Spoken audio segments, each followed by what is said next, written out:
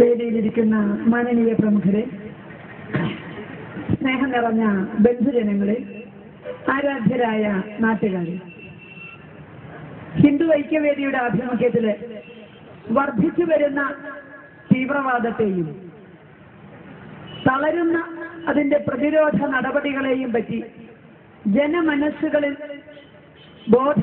ബോധവൽക്കരണം വരുത്തുവാനും അധികൃതരെ അവർ ചെയ്യുന്ന അല്ലെങ്കിൽ അവർ ചെയ്യേണ്ടുന്ന കാര്യങ്ങളെപ്പറ്റി ഒരു ദിശാബോധം നൽകുവാനും വേണ്ടി ഹിന്ദു ഐക്യവേദി കേരളം മുഴുവൻ കഴിഞ്ഞ ഒരാഴ്ചക്കാലമായിട്ട് ഇതുപോലുള്ള ജാഗ്രതാ സദസ്സുകൾ നടത്തിവരികയാണ്. നേരത്തെ മാനനീയ അധ്യക്ഷൻ പറഞ്ഞതുപോലെ കൊളത്തൂര് ഹിന്ദുവായി തീർന്നതിന്റെ പേരിൽ കുടുംബത്തോടുകൂടി ബലിയർപ്പിക്കേണ്ടി വന്ന ബലിദാനിയായ രാമസിംഹന്റെ ബലിദാന ദിനം മുതൽ ഈ മണ്ണിന്റെ സംസ്കാരത്തോട് യോജിക്കാൻ കഴിയാതെ ഇവിടുത്തെ സ്വത്ത് മാത്രം, അതുമല്ലെങ്കിൽ ഇവിടെ നിന്ന് ചില കുൽസിതമായ ലക്ഷ്യങ്ങളുമായി മാത്രം ഇവിടെ കഴിയുന്ന വിദേശ ശക്തികളോട് ഈ മണ്ണിൽ നിന്ന് ക്വിറ്റ് ഇന്ത്യ വിട്ടുപോവുക എന്ന് ഭാരതീയ മനസ്സാജ്ഞാപിച്ച ക്വിറ്റ് ഇന്ത്യ ദിനം വരെയായിരുന്നു നമ്മൾ നടത്തിയ ആ ഒരാഴ്ചക്കാലത്തെ ജാഗ്രതാ സദസ്സുകൾ. അതിനുശേഷമാണ് നമ്മൾ ഇതുപോലെയുള്ള ജനബോധവൽക്കരണ പരിപാടികൾ വീണ്ടും നാടിന്റെ നാനാഭാഗങ്ങളിലും നടത്തുന്നത്. ഇവിടെ നമുക്കൊക്കെ അറിയുന്ന ഒരു കാര്യമുണ്ട്. മഹാകവി വള്ളത്തോളിന്റെ വരികളോടൊപ്പം നമ്മുടെ മനസ്സിലും ഉണ്ടായിരുന്ന ഒരു വികാരം, ഭാരതം എന്ന പേർ കേട്ടാൽ അഭിമാന പൂരിതമാകണ മന്ദരംഗം, കേരളം എന്നു കേട്ടാലോ തിളയ്ക്കണം ചോര നമുക്കു ഞരമ്പുകളിൽ നിന്ന്. ഇതിന് ഭാരതമെന്ന് കേട്ടാൽ പ്രത്യേകിച്ച് വികാരമൊന്നും തോന്നാതിരിക്കാനുള്ള എല്ലാ ശ്രമങ്ങളും വിദ്യാഭ്യാസത്തിലൂടെയും പ്രചരണത്തിലൂടെയും ഭാരതം എന്ന് നടത്തിയിട്ടുണ്ട്. ഭാരതം എന്ന് കേട്ടാൽ ഒരു അഭിമാനവും തോന്നാതിരിക്കാൻ വേണ്ടുന്ന ശ്രമങ്ങൾ നാല് പുറത്തുനിന്ന് നടക്കുമ്പോഴും കേരളം എന്ന് കേട്ടാൽ നമ്മൾ അഭിമാനിച്ചിരുന്നു, അഹങ്കരിച്ചിരുന്നു, ആഹ്ലാദിച്ചിരുന്നു. ഇത്തിരി പോന്ന ഈ പരശുരാമ ക്ഷേത്രം ഭാരതത്തിലെ മറ്റ് സംസ്ഥാനങ്ങളിൽ നിന്നൊക്കെ വ്യത്യസ്തമാണ് എന്നുള്ളത് കൊണ്ടായിരുന്നു നമുക്ക് അഹങ്കാരം ഉണ്ടായിരുന്നത്, അഭിമാനം ഉണ്ടായിരുന്നത്, ആഹ്ലാദം ഉണ്ടായിരുന്നത്. കാരണം മറ്റൊന്നുമല്ല, വിദ്യാഭ്യാസത്തിൽ മുൻപന്തിയിൽ നിൽക്കുന്ന സംസ്ഥാനം, ആരോഗ്യ രക്ഷാ നടപടികളിൽ മുൻപന്തിയിൽ നിൽക്കുന്ന സംസ്ഥാനം, ശുചിത്വ പരിപാടികളിൽ മുൻപന്തിയിൽ നിൽക്കുന്ന സംസ്ഥാനം. ഇതൊന്നും ആയിരുന്നില്ല നമ്മളെ അഭിമാനിപ്പിച്ചിരുന്നത്, ആഹ്ലാദിപ്പിച്ചിരുന്നത്, അഹങ്കരിച്ചിരുന്നത്. മറിച്ച് ഇതിലുപരിയായിട്ട് പണ്ട് ഷാജഹാൻ ചക്രവർത്തിയുടെ സിംഹാസനത്തിന് മുകളിൽ ഭൂമിയിലൊരു സ്വർഗമുണ്ടെങ്കിൽ അത് ഇതാണ്, അത് ഇതാണ്, അത് ഇതാണ് എന്ന് രേഖപ്പെടുത്തിയിരുന്നു എന്ന് നമ്മൾ മനസ്സിലാക്കിയിട്ടുണ്ട്. ഇതുപോലെ ഭൂമിയിലൊരു മതേതരത്വ ഭൂമിയുണ്ടെങ്കിൽ അത് ഇതാണ്, അത് ഇതാണ്, അത് ഇതാണ് എന്ന് മലയാളി അഹങ്കരിച്ചിരുന്നു, ലോകത്തോട് ഉറക്കെ വിളിച്ചു പറഞ്ഞിരുന്നു. വാളയാർ ചുരം കടന്ന് ഇങ്ങോട്ട് വർഗീയത വരില്ല, തീവ്രവാദം വരില്ല, ഫാസിസം വരില്ല, എല്ലാറ്റിനെയും നമ്മൾ പടിയടച്ച് പിണ്ണം വെച്ചു എന്ന് അഭിമാനിച്ചു. ആ ദിവാസ്വപ്നത്തിൽ കടന്നിരുന്ന മലയാളിക്ക് യാഥാർത്ഥ്യം അറിയാമായിരുന്നെങ്കിലും അതവൻ അടച്ചിട്ട വാതിലുകൾക്കുള്ളിൽ മാത്രം പറഞ്ഞു കേരളത്തിന്റെ സ്ഥിതി എന്തായെന്ന്. പക്ഷെ പുറത്തിറങ്ങുമ്പോൾ എല്ലാവരും മസിൽ ഭരിക്കുകയും മതേതരത്വ ഭൂമി, വർഗീയതയുടെ പുല്ലുപോലും മുളയ്ക്കാൻ സമ്മതിക്കാത്ത ഭൂമി, തീവ്രവാദം എന്തെന്നറിയാത്ത ഭൂമി എന്ന് വേദികളിൽ കിടന്ന് ആക്രോശിക്കുമ്പോഴും നമുക്കറിയാമായിരുന്നു നമ്മളൊരു അഗ്നിപർവ്വതത്തിന്റെ മുകളിലാണ് എന്ന്. കേരളത്തിലെ ഹൈന്ദവ സംഘടനകൾ മാത്രം സധൈര്യം കേരളത്തിന്റെ യഥാർത്ഥ അവസ്ഥയെപ്പറ്റി വിളിച്ചു പറഞ്ഞപ്പോഴും ആ വർഗീയ ശക്തികൾ അല്ലെങ്കിൽ സംഘപരിവാരനെ കേവലം വർഗീയ ശക്തികളാക്കി മുദ്രകുത്തിക്കൊണ്ട് മറ്റുള്ളവർക്ക് വളരാൻ വേണ്ടുന്ന വിധത്തിൽ നിസ്സംഗരായും നിർവികാരരായും ബഹുഭൂരിപക്ഷവും അന്ന് ജീവിച്ചതിന്റെ പരിണത ഫലമാണ് ഇന്ന് നമ്മൾ അനുഭവിച്ചുകൊണ്ടിരിക്കുന്നത്. ഇപ്പൊ കേരളം വളരെ ഉഷാറിലാണ്. എല്ലാവരും ചിന്തിക്കുന്നതും എല്ലാവരും പറയുന്നതും എല്ലാവരും എഴുതുന്നതും തീവ്രവാദത്തെ പറ്റിയും. നമുക്ക് മറ്റൊരു വാർത്തയും ഇല്ലാതെ നമ്മൾ എല്ലാവരും തീവ്രവാദത്തിന്റെ പുറകെ പോകുന്നു. ഇത് ഇടയ്ക്കിടയ്ക്ക് നമ്മൾ കാണാറുണ്ട്. ഇത് കാണുമ്പോൾ എനിക്ക് ഓർമ്മ വരാറുള്ളത്, നമ്മുടെയൊക്കെ ഈ ദേവീക്ഷേത്രങ്ങളിലെ വേലിപൂരം നടക്കുമ്പോൾ വർഷങ്ങൾക്ക് മുമ്പ് മുതലുള്ളൊരു പരിപാടി നമുക്കൊക്കെ അറിയാം. അന്നൊന്നും ഇന്നത്തെ പോലെ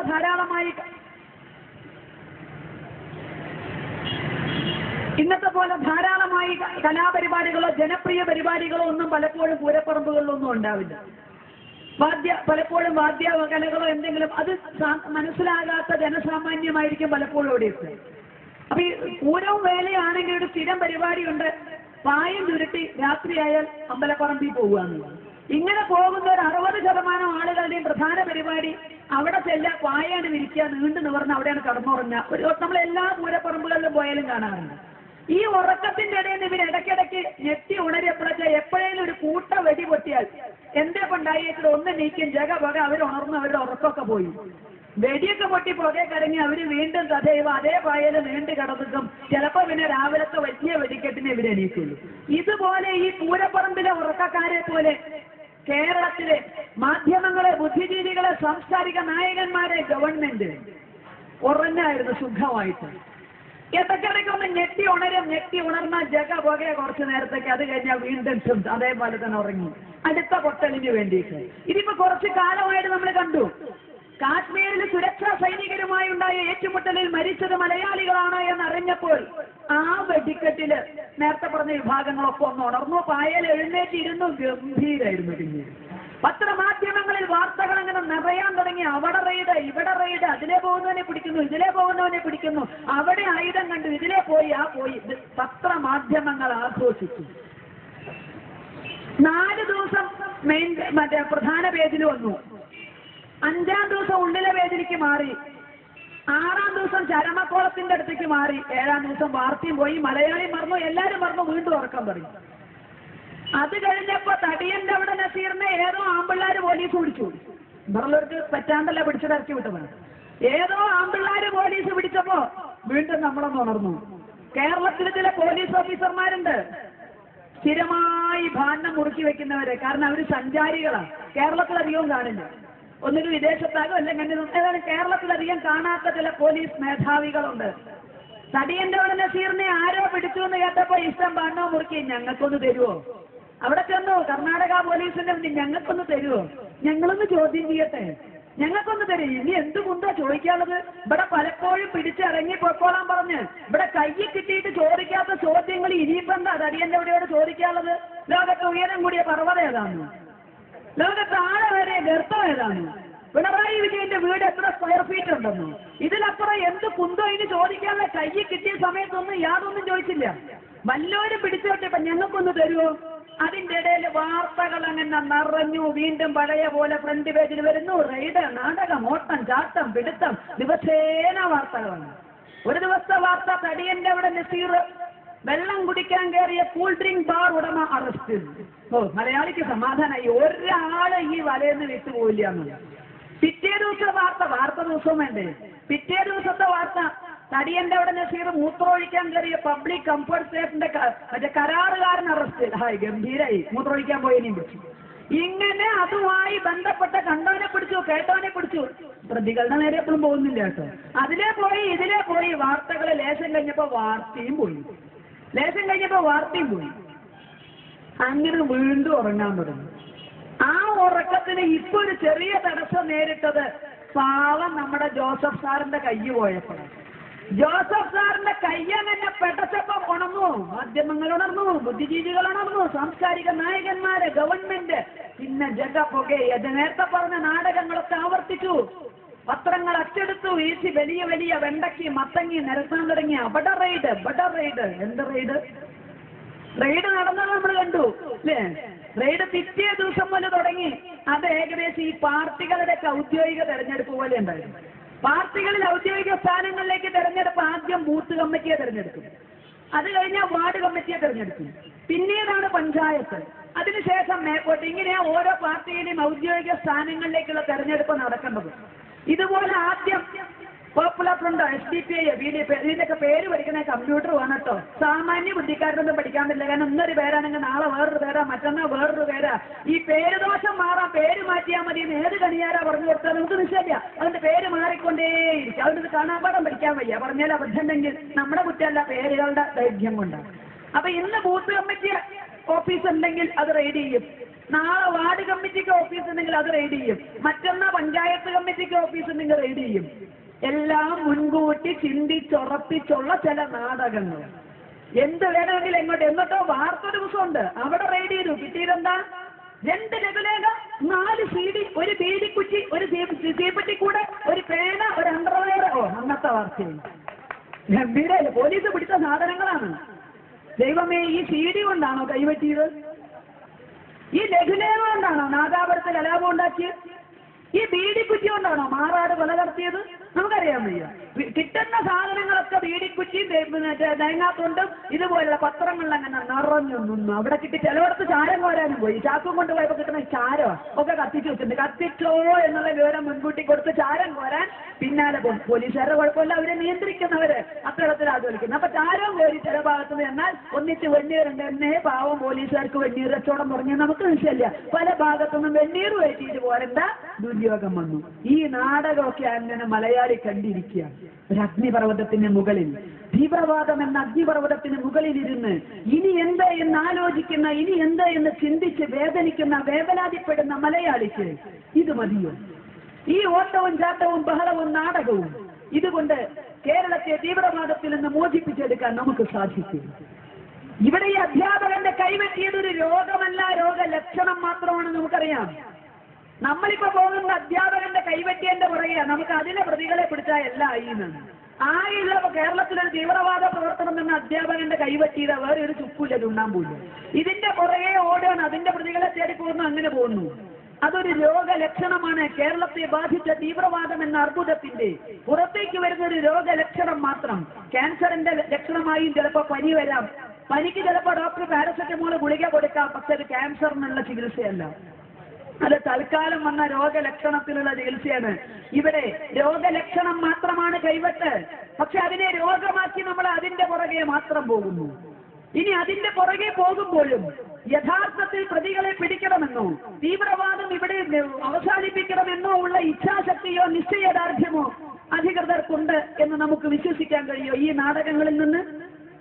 കാരണം ഈ കൈ വെട്ടുന്നത് വരെയും ഇവിടെ ആർക്കും ഒന്നും അറിയാമായിരുന്നില്ലേ? കേരളത്തിലെ തീവ്രവാദം എന്നുള്ളത് കഴിഞ്ഞ ജൂലൈ 4-ാം തീയതി രാവിലെ കുർബാന കഴിഞ്ഞ് പിരിഞ്ഞപ്പോൾ പൊട്ടിമുളച്ചൊരു സാധനമാണോ കേരളത്തിലെ തീവ്രവാദം? ജൂലൈ 4-ാം തീയതി കുർബാന കഴിഞ്ഞ് ഇറങ്ങിയപ്പോഴാണ് അധ്യാപകന്റെ കൈ നഷ്ടപ്പെട്ടത്. അതുവരെ ഈ കേരളത്തിൽ തീവ്രവാദം ഉണ്ടായിരുന്നില്ലേ? സംഘപരിവാറിന്റെ ഓരോ വാക്കുകൾക്കും ഇല്ലാത്ത അർത്ഥം കൽപ്പിച്ചുകൊണ്ട് വർഗീയത പ്രചരിപ്പിക്കുന്നു, വർഗീയമായി ചിന്തിപ്പിക്കുന്നു, സമൂഹത്തെ ധ്രുവീകരിക്കുന്നു എന്ന് പറഞ്ഞുകൊണ്ട് ഇവിടെ സംഘപരിവാർ ശക്തികൾ പറഞ്ഞിരുന്ന ചൂണ്ടിക്കാണിക്കുന്ന ആപത്തുകളെ ഒക്കെ തന്നെ പുറംകാലി കൊണ്ട് തൊഴിച്ചെറിയാന്, അതൊന്നും ആപത്തല്ല എന്ന് വരുത്തി തീർക്കാന്, സംഘപരിവാറിന്റെ അജണ്ട മാത്രമാണ് എന്ന് പറയുവാൻ ഇവിടെ കോൺഗ്രസുകാരുണ്ടായിരുന്നു, കമ്മ്യൂണിസ്റ്റുകാരുണ്ടായിരുന്നു, കാക്കത്തൊള്ളായിരം രാഷ്ട്രീയ പാർട്ടികളുണ്ടായിരുന്നു. ഇന്ന് അവർക്ക് ശബ്ദമുണ്ടോ പറയാൻ? ഈ ജൂലൈ 3-ാം തീയതി വരെ ഞങ്ങളായിരുന്നു എല്ലാം പറഞ്ഞിരുന്നത്. അന്ന് ഞങ്ങൾ വർഗീയവാദികളായിരുന്നു, വേണ്ടാധീനം പ്രചരിപ്പിക്കുന്നവരായിരുന്നു. ഈ ജൂലൈ 4-ാം തീയതി സുപ്രഭാതത്തിൽ പൊട്ടിമുളച്ചതാണോ കേരളത്തിലെ തീവ്രവാദം? അല്ല എങ്കിൽ ജൂലൈ 3-ാം തീയതി വരെയും ഞങ്ങൾ പറഞ്ഞിരുന്ന കാര്യങ്ങൾ സത്യമായിരുന്നു എന്ന് ഇന്നെങ്കിലും തുറന്നു പറയാൻ നിങ്ങൾക്കൊക്കെ ബാധ്യതയില്ലേ? ഇത് കഴിഞ്ഞപ്പോൾ ജനമനസ്സുകൾ തീവ്രവാദത്തിനെതിരാണെന്ന് കണ്ടപ്പോൾ അധികൃതർ പ്രസംഗ മത്സരം നടത്തി കഴിവ് തെളിയിക്കുന്നു. ആദ്യം വരുന്നു നമ്മുടെ മുഖ്യമന്ത്രി. സാധാരണഗതിയിൽ മുഖ്യമന്ത്രി ഒന്നും പറയാൻ പാർട്ടി സമ്മതിക്കാറില്ല.